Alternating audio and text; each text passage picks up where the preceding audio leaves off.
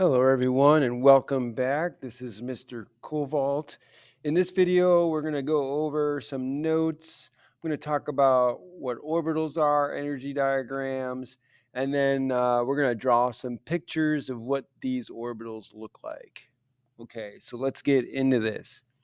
So the first thing we want to talk about is what an orbital is. An orbital is basically just an area where an electron is most likely to be. It's basically what we call a probability map or a probability cloud.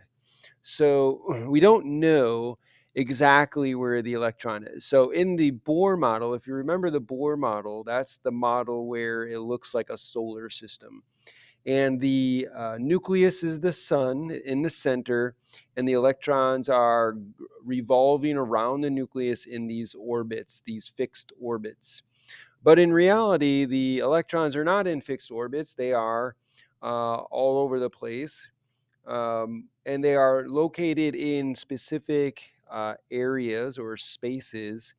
And we only know with a certain probability where the electron is in that space, and it's usually 90%. So that probability space of where we find the electron is what we call an orbital. So let's write that down. So an orbital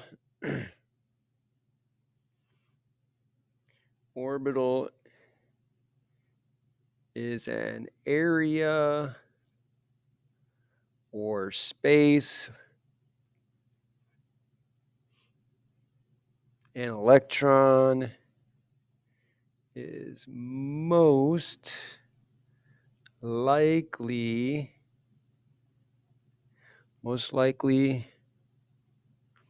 to be found.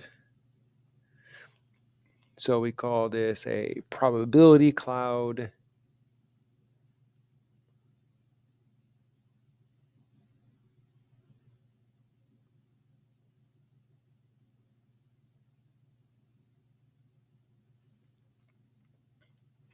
And again, it's called probability cloud because we only know that it's in this space with a certain amount of probability. We don't know with any 100% certainty where that electron is. Okay, so let's talk about energy levels. So the energy levels, there are 7 of them that we are concerned with. There could be more later on, but right now we're concerned with energy levels 1 through 7. The lower the number, the closer the electron is to the nucleus. So the electrons can occupy different energy levels. These orbitals occupy different energy levels, and so the lower the energy of the electron or the orbital, the closer that electron is to the nucleus. So let's write that down. So energy levels 1 through 7, and so the lower the number, the closer the electron is to the nucleus. Okay, so most energy levels can have multiple orbitals, right? So we're talking about energy levels. We can break down the energy levels into sublevels, and different energy levels can have different numbers of sublevels and different number of orbitals. So you can have multiple orbitals at a certain level, at different levels. So we'll say most energy levels can have multiple orbitals. Can have multiple orbitals. Okay. So let's talk about the number of orbitals per energy level, right? So number of orbitals per energy level. So here, when we're talking about different energy levels, when we're talking about sublevels, so the energy levels here are 1 through 7. And then the sublevels here, we'll call these sublevels.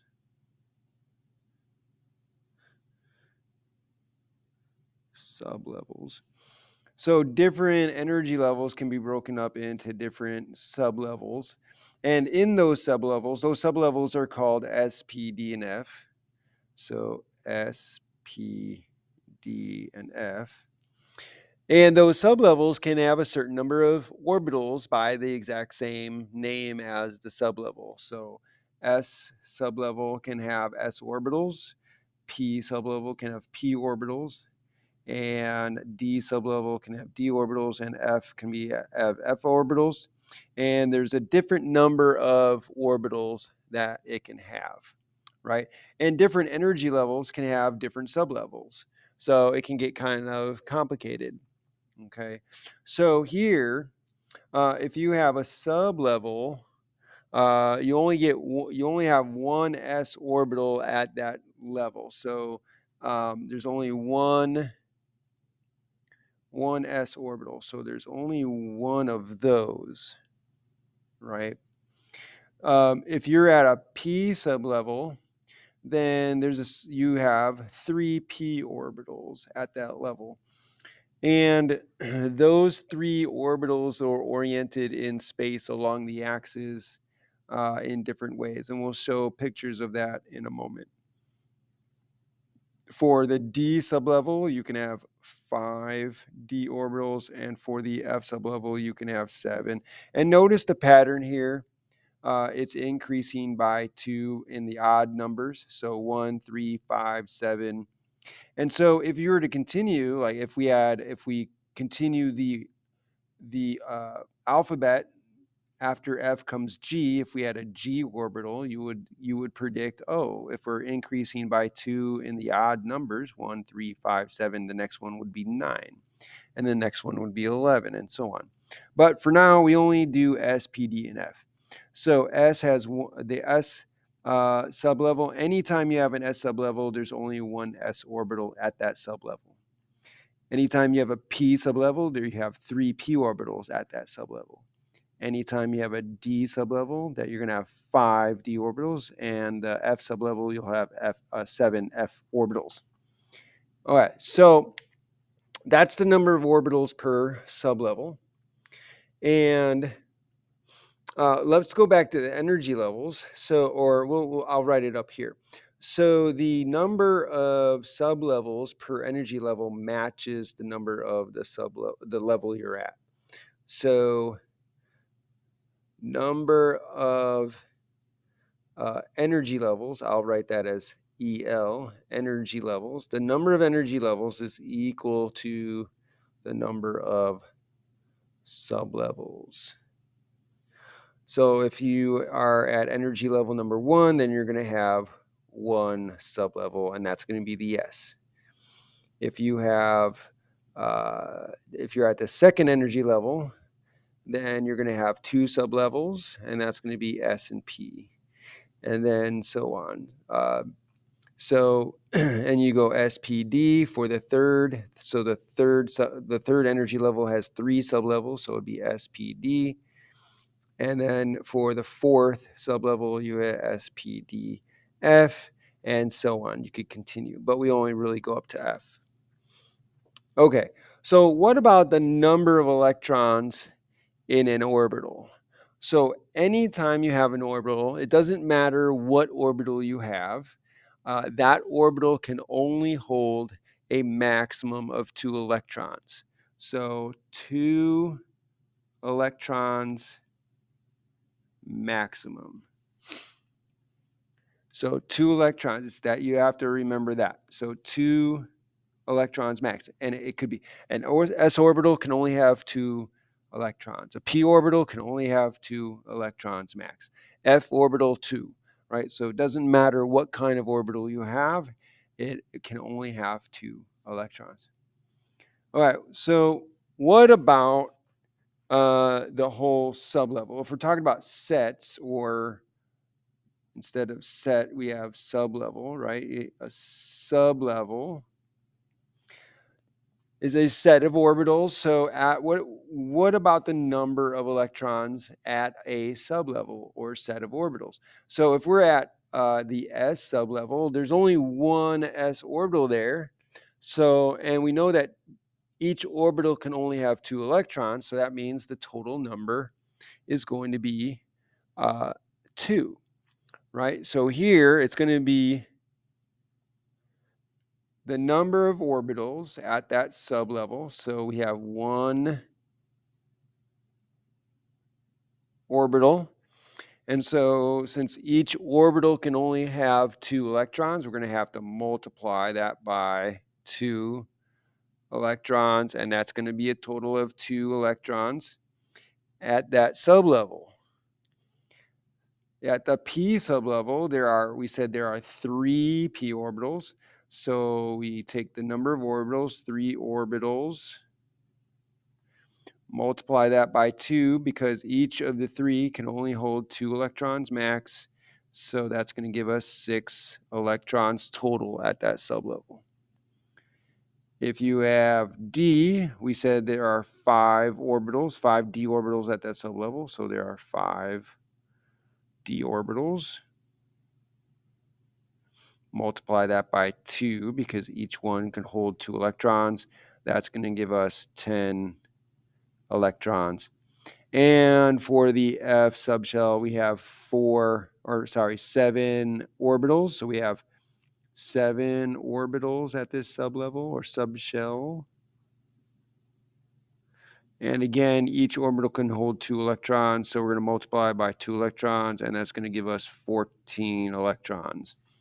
So these are the maximum number of electrons that can be held in a sublevel, right? But the maximum number of electrons in an orbital is always 2. Sublevels and orbitals are different. So you can have multiple orbitals at a sublevel, but and given the number of orbitals you have, there's a maximum number of electrons at that sublevel, but the number of electrons in an orbital is 2.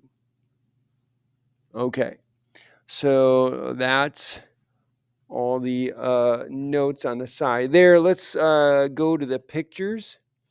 So the number here, these are the numbers. This is the name of your orbitals that we're going to be drawing.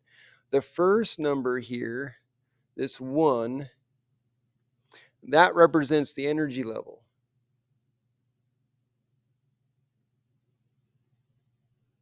Okay.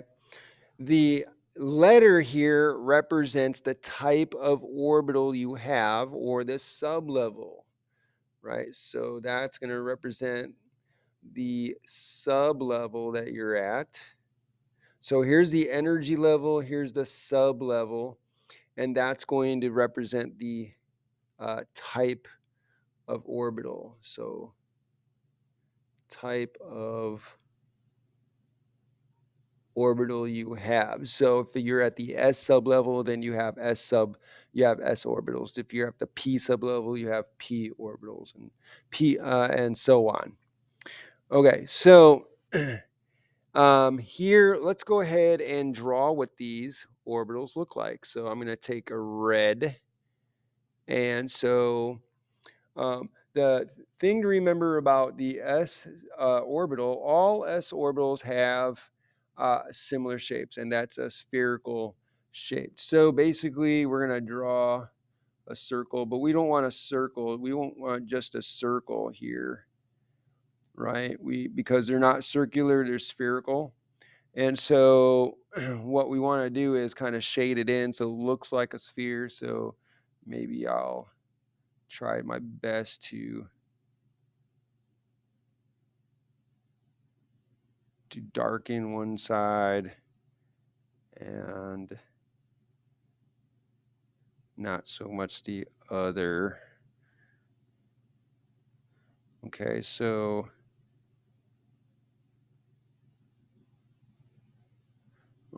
that kind of looks like a sphere. I'm not an artist. So you have a spherical shaped orbital there. And so this is your s orbital. And again, the orbital is just an area of probability. So we have a certain amount of probability, about 90% probability of finding the electron somewhere in here. Exactly where, we don't know, but it's somewhere in there with a high degree of probability. If we do the 2s, so notice it's a higher energy level. So higher energy level means that the electron is going to be farther away from the nucleus. So that means that it's an s orbital still, so they have the same shape, except that this s orbital is going to be bigger. So we draw a bigger sphere. Okay, and then we kind of draw that in. So I'm going to use orange. So let's use orange to differentiate between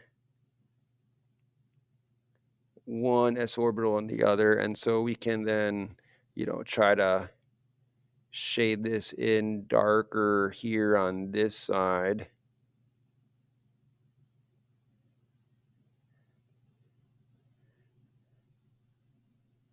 And then we can kind of make it lighter, I guess, on this side here. Again, I'm not an artist, so, I don't expect you to be one too. So we're going to draw this in. All right, so you'll notice here that the electron, again, this is a probability cloud. So we know with a certain amount of probability that the electron is going to be somewhere in this space. And so you can see that the electron has a probability of being farther away from the nucleus. Here, the electron has a probability of being closer to the nucleus. Outside of this area, it has a lower probability. So the electron in the 1s orbital is going to be closer to the nucleus than the electron in a 2s orbital. So again, same shape, just different size. So higher energy, larger size; lower energy, smaller size, closer to the nucleus. Okay, so what about, so let me write something down here for you. So a way you can remember the shape of the s orbital is just remember that s, the s here, you can say that stands for spherical, right? So spherical shaped, or sphere shaped. Okay. Now, what about these orbitals here? So when we're talking about the 2p, 2px, 2py, 2pz, we're now talking about p sublevel orbitals, right? So we said before that for each sublevel s, you only have one s orbital. So at the energy level number 1, you have an s sublevel that only has one s orbital. At the second energy level, again, you have one sublevel s, and you only have one s orbital at that sublevel. But remember what I said, that the number of energy levels that you're at is the same as the number of sublevels. So we also have the p sublevel. So we have p sublevel here, and we said that the p sublevel has 3 different p orbitals, and here they are: 1, 2, and 3: px, py, and the pz orbital. Now, what is this x, y, and z? So the x here, this little subscript x, y, and z, that refers to the axis that the orbital is on. So axis that orbital is on. So the axis that the orbital is on is indicated by this subscript X. So this p orbital that we're going to draw is on the x-axis. And so we'll label our axes. So this is going to be the x-axis. This is going to be the y. And this axis here, I'll just put it up here, is the z-axis. So z, y, x. So we'll do the same thing for these. So this is x, y, z. And we have x, y, z. And we have x, y, z. All right, so now we're going to draw the p orbitals. So I'm going to get a green color. We're going to differentiate the p orbitals by different colors. And so this is the px. So we're going to draw our orbital along the x-axis. And the p orbitals look like dumbbell shaped, or they look like two balloons that are connected at the ends, or petals.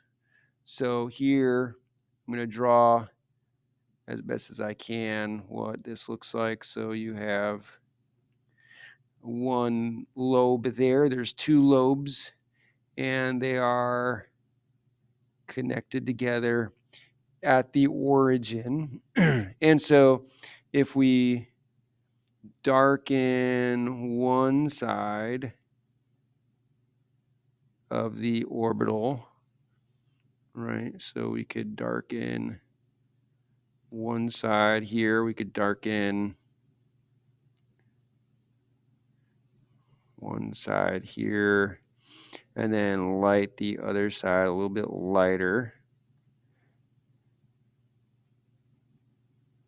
like so. So it looks more three-dimensional. Okay, so far so good.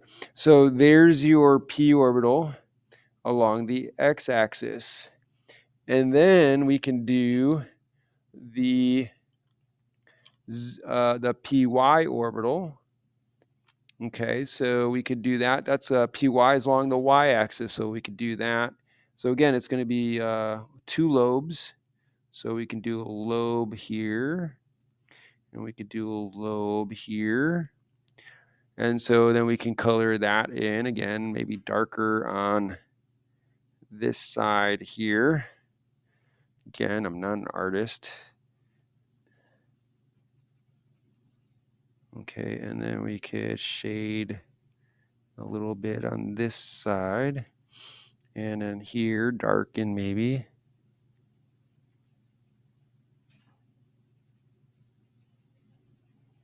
And then shade lighter on that side.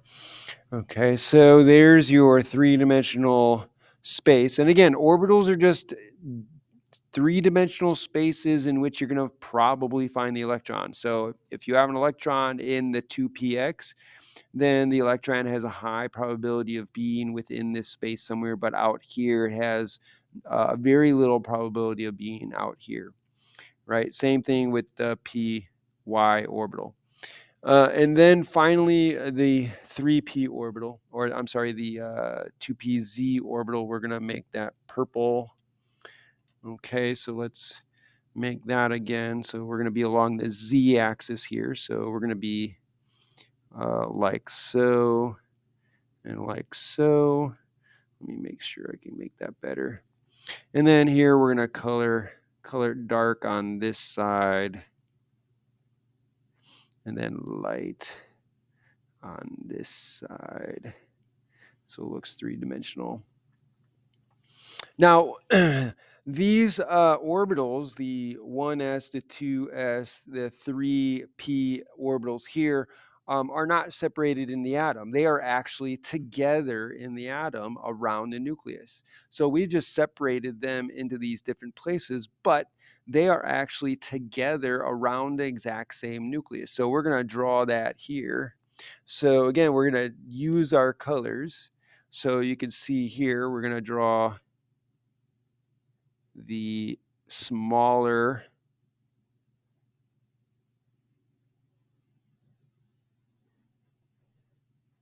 1s. So we got our smaller 1s here. And then we are going to draw our bigger 2s. See if I can do this right. And again, we're going to shade this in to make it look more three-dimensional. Okay. So there's the 1s and the 2s. And then these three orbitals here we can put together. So we got the green one here. So that's our px. So we're going to draw that in here. And we're going to kind of color that in as best as we can.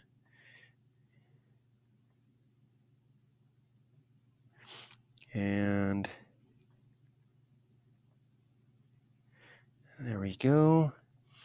And then we have the py. We'll color that in here. And again, try to make that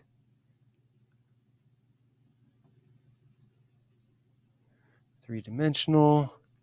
And then finally we have the pz. So we're going to kind of put that in there here. And so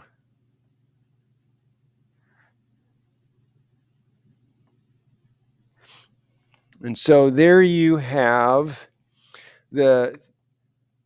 all these orbitals together in the same space.